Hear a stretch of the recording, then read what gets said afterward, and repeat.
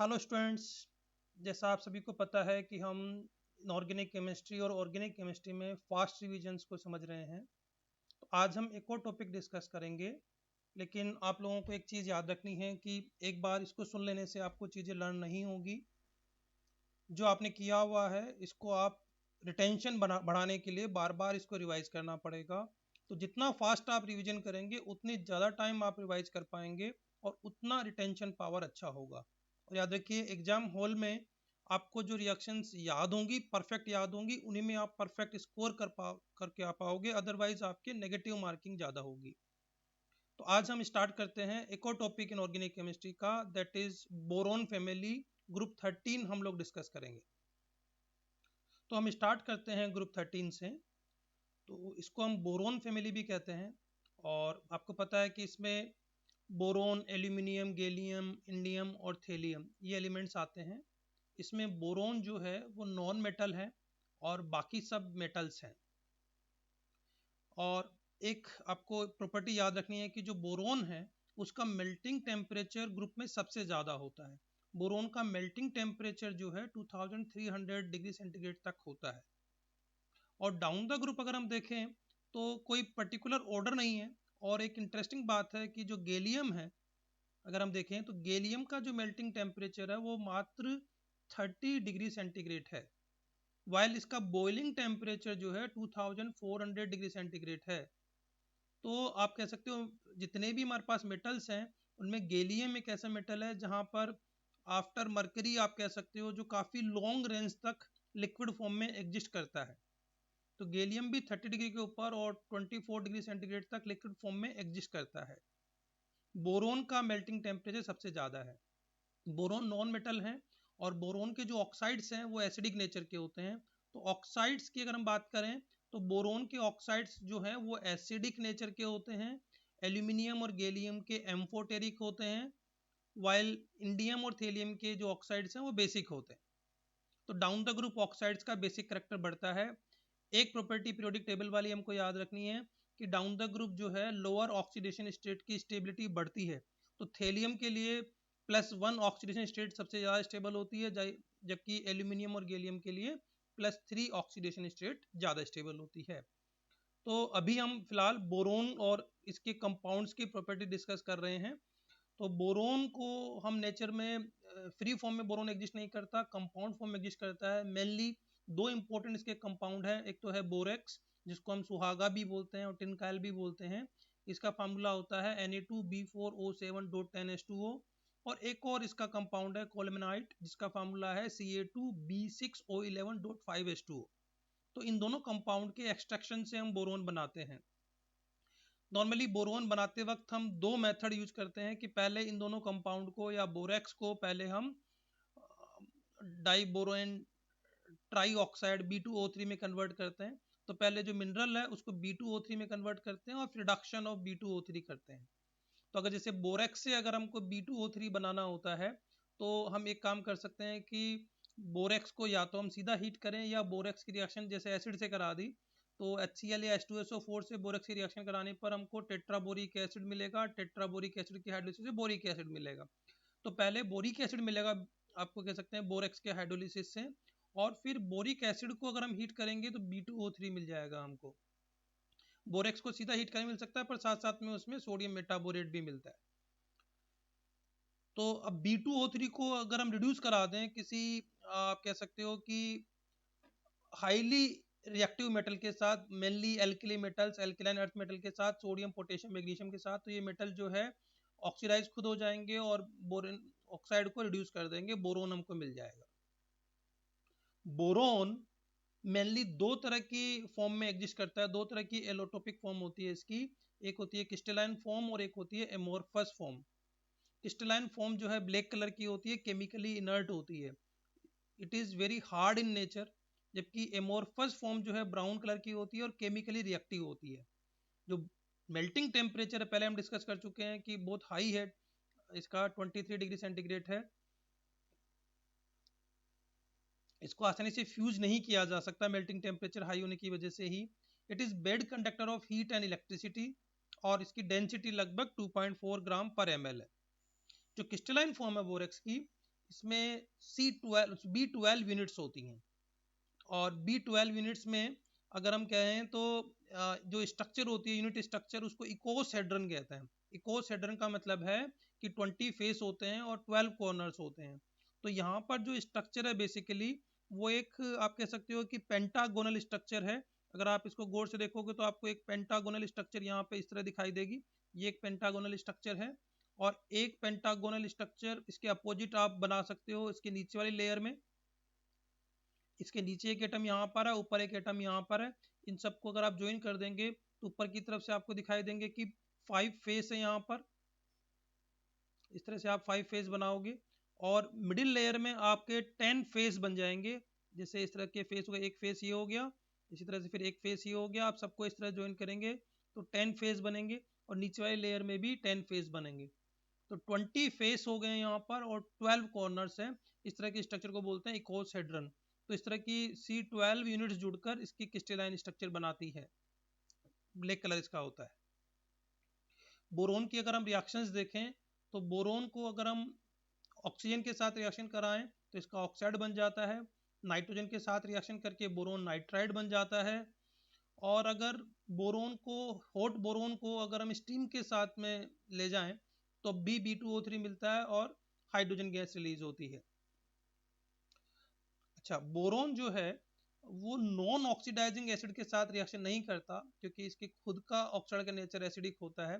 But अगर आप hot HNO3 ले जाएं या हॉट कंसंट्रेटेड H2SO4 ले जाएं तो उनके साथ ये रिएक्शन करके बोरिक एसिड में कन्वर्ट हो जाएगा।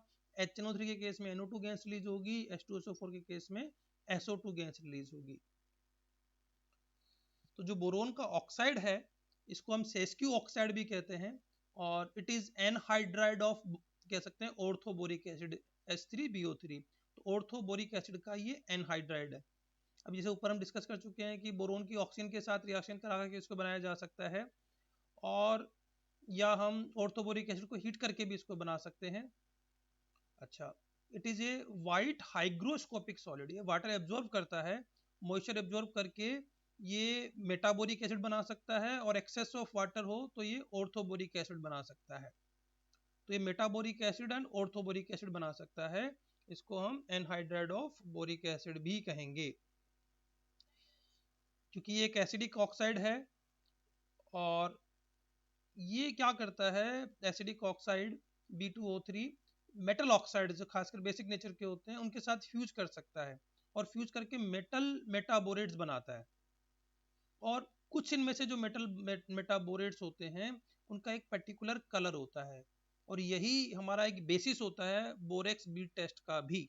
बोरेक्स बीट टेस्ट हम लोग क्वालिटेटिव एनालिसिस में पढ़ते हैं, और मेटल्स के प्राइमरी आइडेंटिफिकेशन के लिए बोरेक्स बीट टेस्ट का हमारे पास इंपॉर्टेंस है। तो मतलब इस बोरेक्स बीट टेस्ट को हम ऐसे भी देख सकते हैं कि जब बोरेक्स हमने लिया और बोरेक्स को अगर हम हीट करें तो बोरेक्स पहले हीटिंग से डिहाइड्रेट होगा, डिहाइड्रेट होकर बोरेक्स फर्दर हीट करेंगे तो ये बनाएगा B2O3, जिसको हम बोरिक एनहाइड्राइड भी बोल सकते हैं ऑक्साइड को, क्योंकि ये एनहाइड्राइड है बोरिक एसिड का। और साथ साथ में ये बनाएगा सोडियम मेटाबोरेट। तो इससे यहाँ से जो B2O3 मिला, इसको अगर हम मेटल ऑक्साइड्स के साथ रिएक्शन कराएं तो एक कलर्ड बीड कुछ मेटल्स के केस में मिल सकती है, उस बीड को हम बोलते हैं मेटाबोरेट। जैसे क्रोमियम सल्फेट को अगर हम हीट करेंगे तो क्रोमियम ऑक्साइड मिलेगा। क्रोमियम ऑक्साइड जो है B2O3 के साथ रिएक्शन करके क्रोमियम मेटाबोरेट बनाएगा, और ये जो क्रोमियम मेटाबोरेट है वो डीप ग्रीन कलर का होगा। सिमिलरली अगर हम कॉपर के साथ ये रिएक्शन कराएं तो कॉपर मेटाबोरेट बनेगा, और ये कॉपर मेटाबोरेट का ब्लू कलर होता है। अच्छा, ये फ्लेम भी ऑक्सीडाइजिंग और रिड्यूसिंग दो तरह की फ्लेम होती है। तो रिड्यूसिंग फ्लेम में ये जो कॉपर मेटाबोरेट है ये वापस कॉपर में कन्वर्ट हो जाता है, और कॉपर जो है फिर मेटालिक कॉपर का रेडिश कलर हमको दिखाई देगा। इस पूरे टेस्ट को हम करते कैसे हैं, अगर हम यहीं पे लर्न करने तो ठीक है। कि जैसे अब इसमें हम क्या कह रहे हैं कि borax is heated in a loop of platinum wire, it swells and forms transparent colourless glassy bead जो B2O3 की होगी। Then this hot bead is touched with small amount of coloured salt, जिस मेटल सोल्ट का जब हम use करना चाहते हैं, and it is heated again, it acquires a particular colour. The color of bead gives indication of the type of cation present. The color of the bead is noted separately in oxidizing and reducing flame. क्योंकि कुछ कुछ case में क्या है कि reducing flame में access of carbon की presence में जो हायर ऑक्सीडेशन स्टेट है उसमें मेटल फिर से लोअर ऑक्सीडेशन स्टेट में आता है. जैसे अगर इसको एक टेबल के फॉर्म में देखें तो हमको एक टेस्ट हमको दिखाई दे रहा है कि suppose green when hot and light blue when cold.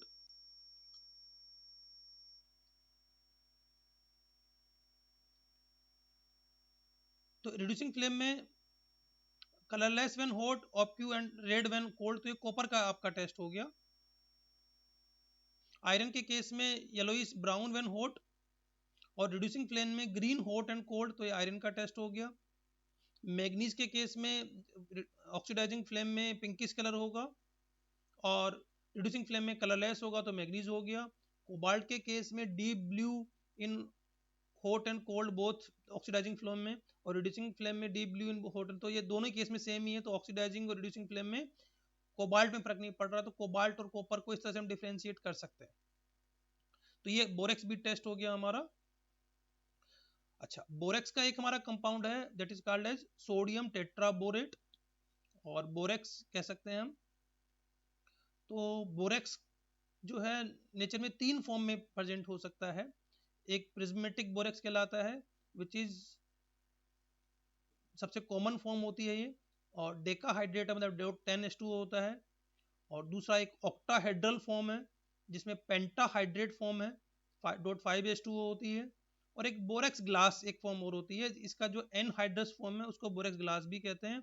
It is obtained by heating of common form यानी कि Na2B4O7.NH2O above its melting point. It is colorless glassy mass and not stable in moist air. क्योंकि moist air में वापस वो common form में convert हो जाएगा, decahydrate में कन्वर्ट हो जाएगा. देखिए बोरेक्स की स्ट्रक्चर को समझने के लिए हम एक चीज देख सकते हैं कि एक टेट्राबोरिक एसिड की स्ट्रक्चर को देखें तो ये टेट्राबोरिक इस तरह का स्ट्रक्चर होता है. 4 बोरोन है और उसमें से हर बोरोन एटम sp2 हाइब्रिडाइज्ड है. इस तरह से आप देख सकते हो.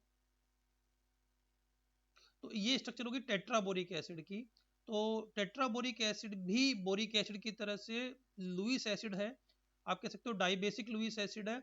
It will react with 2 moles of NaOH and 2 moles of NaOH के साथ जब रिएक्शन करेगा तो 2 OH minus ion 2 boron atom पे यहाँ पे जुड़ जाते हैं.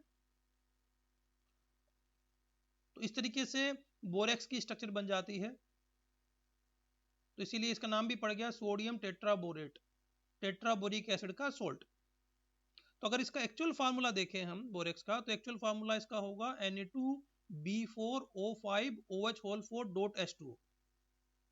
तो बोरेक्स के स्ट्रक्चर में 4 बोरोन एटम में से 2 बोरोन एटम sp2 हाइब्रिडाइज्ड होते हैं, प्लेनर होते हैं और 2 बोरोन एटम टेट्राहेड्रल होते हैं, sp3 हाइब्रिडाइज्ड होते हैं. राइट.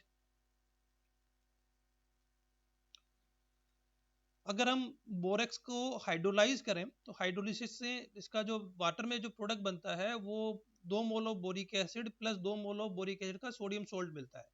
बोरिक एसिड अपने आप में एक वीक लुईस एसिड है. इसका Ka वैल्यू लगभग 10⁻⁹ है. तो अगर हम कह रहे हैं कि बोरेक्स को वाटर में डिसॉल्व किया तो equal moles of boric acid और इसका सोल्ट मिलता है तो it becomes a buffer solution. और चूंकि pH pKa के बराबर होगा तो pH रफली 9 होगा. तो बोरेक्स अपने आप में एक बेसिक बफर सॉल्यूशन है जिसका नेचर बेसिक होगा. जैसे हम डिस्कस कर रहे थे अगर हम बोरेक्स के यूज देखें तो हम क्वालिटेटिव एनालिसिस में इसका यूज करते हैं. ऊपर हम डिस्कस कर ही चुके हैं. वाटर सॉफ्टनिंग में इसका यूज करते हैं. ये एक एंटीसेप्टिक कंपाउंड के फॉर्म में भी यूज करते हैं इसको. बाकी आप लोग पढ़ सकते हो यहाँ पर.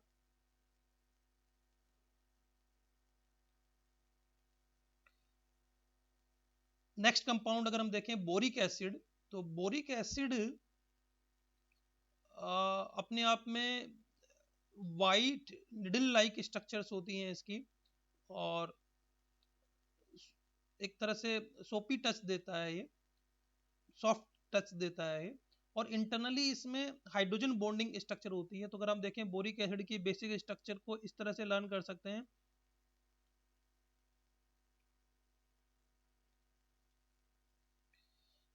एक यूनिट को इस तरह से लर्न कर सकते हैं. यहाँ पर 3 OH ग्रुप होंगे, sp2 हाइब्रिडाइज होगा।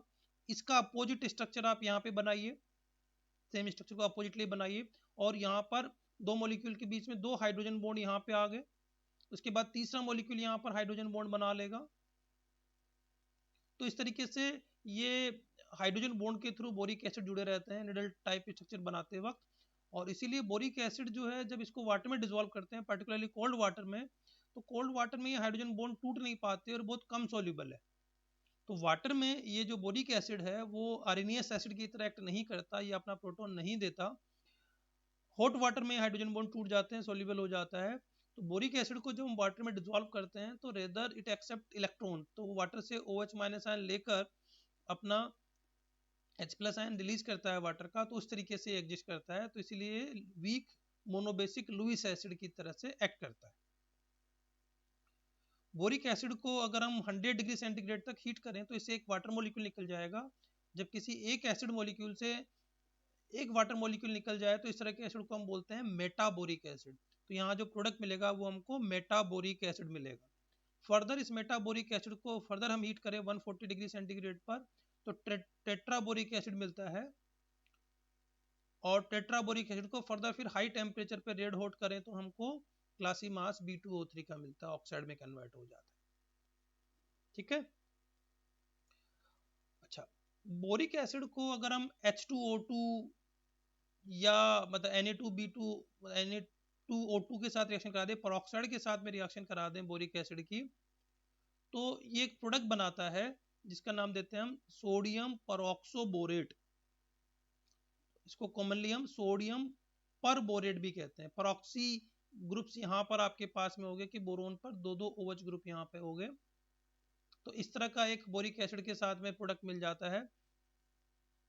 और ये खासकर वॉशिंग पाउडर में इसका यूज होता है, क्योंकि इसके हाइड्रोलिसिस से हमको H2O2 मिलता है जो ब्लीचिंग रिएजेंट की तरह करता है। तो वॉशिंग पाउडर्स में आजकल इसका हम यूज करते हैं सोडियम परबोरेट का। राइट, ठीक है। अब बोरोन का हमारा नेक्स्ट कंपाउंड है हैलाइड्स ऑफ बोरोन। तो हैलाइड्स ऑफ बोरोन में आपके BF3, BCl3, BBr3, Bi3 आ सकते हैं। इन हैलाइड्स ऑफ बोरोन को हम बना सकते हैं बोरोन की रिएक्शन सीधी हेलोजन के साथ कराने पर, उससे BX3 मिल सकता है। या हम इनके ऑक्साइड लें, ऑक्साइड को हेलोजन के साथ रिएक्शन कराएं इन प्रेजेंस ऑफ कार्बन, तो कार्बन रिड्यूसिंग एजेंट की तरह करेगा यहाँ पर, तब भी बोरोन हैलाइड मिल सकता है। इस मेथड से हमको BF3 नहीं मिलता। BF3 बनाने के लिए मेनली हम यूज करते हैं B2O3 with CaF2 in presence of concentrated H2SO4। तो ये रिएक्शन हमें लर्न करनी है। अगर इन बोरोन हैलाइड्स को देखें इनमें, तो BF3 और BCl3 गैसियस फॉर्म में होती है, BBr3 लिक्विड है और Bi3 वाइट सॉलिड होता है। अगर इनका हम लुईस एसिडिक करैक्टर देखें तो ऑर्डर ये रहता है Bi3 greater than BBr3 greater than BCl3 greater than BF3। BF3 में बैक बॉन्डिंग होने की वजह से फ्लोरीन अपना लोन पेयर बड़ी आसानी से बोरोन को देकर डबल बॉन्ड करैक्टर बना लेता है, इसलिए बोरोन उतना इलेक्ट्रॉन डिफिशिएंट रहता नहीं है। जैसे जैसे हम आगे जाते हैं साइज बढ़ता जाता है हेलोजन का, तो ये पार्शियल बॉन्डिंग बैक बॉन्डिंग अच्छी नहीं होती है। तो इसीलिए BF3 जैसा दिखता है वैसा लुईस एसिड होता नहीं है, बोरोन उतना इलेक्ट्रॉन डेफिशिएंट नहीं होता है। एक चीज और होती है, इन बोरोन हैलाइड्स का हाइड्रोलिसिस भी हो सकता है, और इस हाइड्रोलिसिस रिएक्शन में बोरोन के पास में ऑक्सीजन का लोन पेयर आता है वाटर से। तो यहाँ पर भी सिमिलर वही बात है कि बोरोन जितना इलेक्ट्रॉन डिफिशिएंट होगा, उसके पास वेकेंट ऑर्बिटल अवेलेबल होगा, उतनी आसानी से उसका हाइड्रोलिसिस होगा। तो हाइड्रोलिसिस के केस में भी सेम ही ऑर्डर रहेगा, क्योंकि BF3 में डबल बॉन्ड करैक्टर की वजह से बोरोन इलेक्ट्रॉन डिफिशिएंट नहीं होता। तो BF3 का हाइड्रोलिसिस आसानी से नहीं होता। बाकी BCl3, BBr3, Bi3 में Bi3 का सबसे ज्यादा होगा। ठीक है। नेक्स्ट हम देखते हैं बोरोन के कंपाउंड है hydride of boron, boron hydride. तो बोरोन के साथ हाइड्रोजन के जो कंपाउंड्स होते हैं उनको हम बोरोन हाइड्राइड कहते हैं। इनको हम नॉर्मली जैसे एल्केन बोलते हैं वैसे इनको बोरेन भी कह सकते हैं। नॉर्मली दो सीरीज के हमारे पास में ये बोरेन हो सकते हैं। एक सीरीज कहलाती है BnHn+4 और एक सीरीज कहलाती है BnHn+6। तो BnHn+4 सीरीज वाले जो हाइड्राइड्स होते हैं, बोरेन होते हैं, वो ज़्यादा स्टेबल होते हैं एज कम्पेयर टू BnHn+6 वाले, वो हमें याद रखना है। तो इनमें सबसे ज़्यादा जो मोस्ट कॉमन है वो B2H6 है, डाइबोरेन भी इसको बोलते हैं। B2H6 में हमको याद रखना है कि बोरोन का जो हाइब्रिडाइजेशन है वो sp3 होता है, बोरोन sp3 हाइब्रिडाइज होता है। और इसमें जब स्ट्रक्चर बनाते हैं तो जो बीच वाला हाइड्रोजन होता है उसका एक इलेक्ट्रॉन, और बोरोन के पास चूंकि 4 ऑर्बिटल हाइब्रिडाइजेशन में पार्टिसिपेट करते हैं लेकिन इलेक्ट्रॉन 3 में ही होते हैं, तो जब ये बीच वाले हाइड्रोजन के साथ में बॉन्ड बनाते हैं तो दोनों बोरोन में से एक बोरोन ही इलेक्ट्रॉन दे पाता है, दोनों नहीं दे पाते, तो इसको हम 2 इलेक्ट्रॉन 3 सेंटर बॉन्ड भी बोलते हैं, और इसी को हम बनाना बॉन्ड भी बोलते हैं, क्योंकि ये थोड़ा सा झुककर बनाना की तरह से शेप बना लेगा। अगर इसमें हम एंगल देखें तो जो बीच वाला हाइड्रोजन बोरोन और हाइड्रोजन एंगल है वो लगभग 97 डिग्री होता है, और जो कॉर्नर वाला HBH बॉन्ड होता है वो लगभग 122 डिग्री होता है।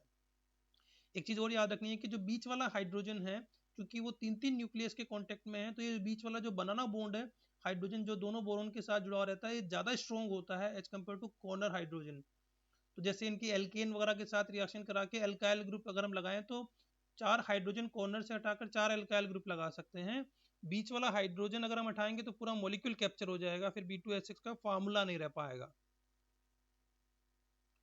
तो ये हमको याद रखना है। B2H6 को अगर हम हीट करें लगभग 100 डिग्री सेंटीग्रेड तक, तो इसका हायर बोरेन बनता है B4O10, और उसको फिर हम फर्दर अगर हम देखेंगे टेम्परेचर और ज़्यादा हीट करें तो B5H9 भी मिल सकता है हमको। तो आल्दो हमारे सिलेबस में B2H6 ही कॉमन है, पर अगर हम इनकी एक कॉमन स्ट्रक्चर देखना चाहें तो 2 कंपाउंड्स को और देख सकते हैं, B5H9 और B4H10 को। तो B5H9 के केस में इसकी स्ट्रक्चर इस तरह से होती है, पांचों बोरोन एटम एक दूसरे के साथ में जुड़े हुए हैं, और ये ऊपर वाला टॉप बोरोन ऊपर है, इसके साथ में आपके कह सकते हैं बनाना बॉन्ड नहीं है, तो नीचे वाले जो 4 बोरोन है उनके साथ में बनाना बॉन्ड है। तो 4 हाइड्रोजन बनाना बॉन्ड के थ्रू जुड़े हुए हैं, और 5 हाइड्रोजन 5 बोरोन के साथ सिंगल बॉन्ड के साथ जुड़े हुए हैं।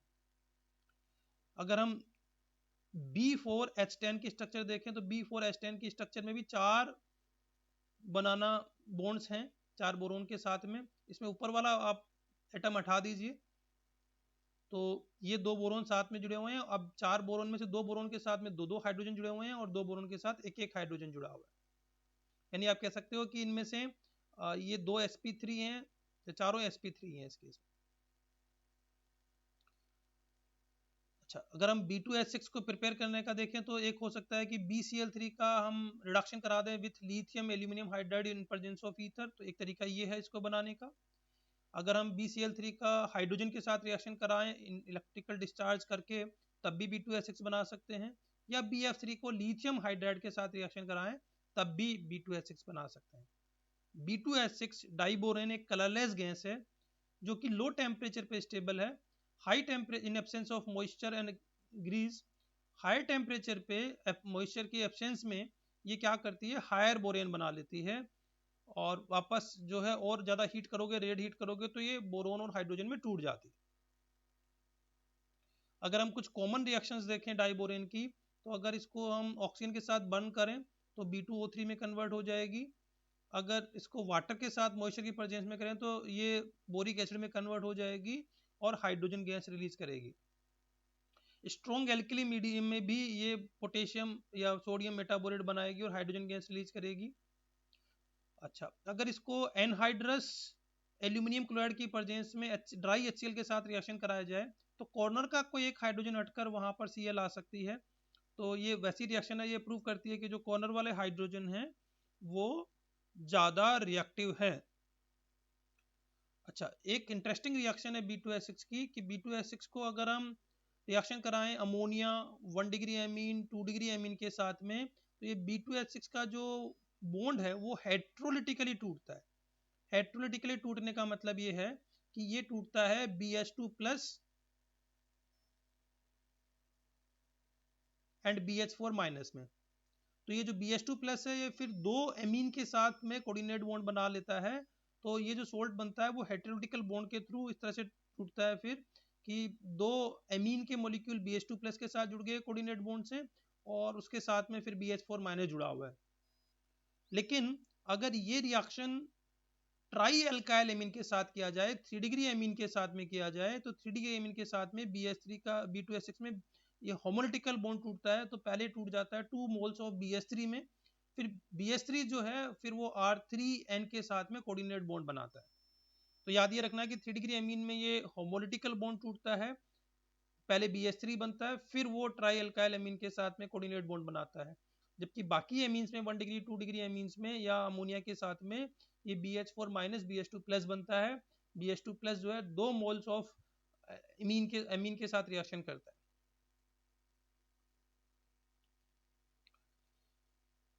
अच्छा, B2H6 जो है डाइबोरेन है, इसका एक नेचर और है कि अगर इसको कार्बन मोनोऑक्साइड के साथ भी रिएक्शन कराएं तो BH3 में टूटकर, क्योंकि कार्बन मोनोऑक्साइड एक अच्छा लिगेंड माना जाता है, कोऑर्डिनेट बॉन्ड अच्छा बनाता है, तो BH3 के साथ में ये कॉम्प्लेक्स बना लेता है कोऑर्डिनेट बॉन्ड बनाकर।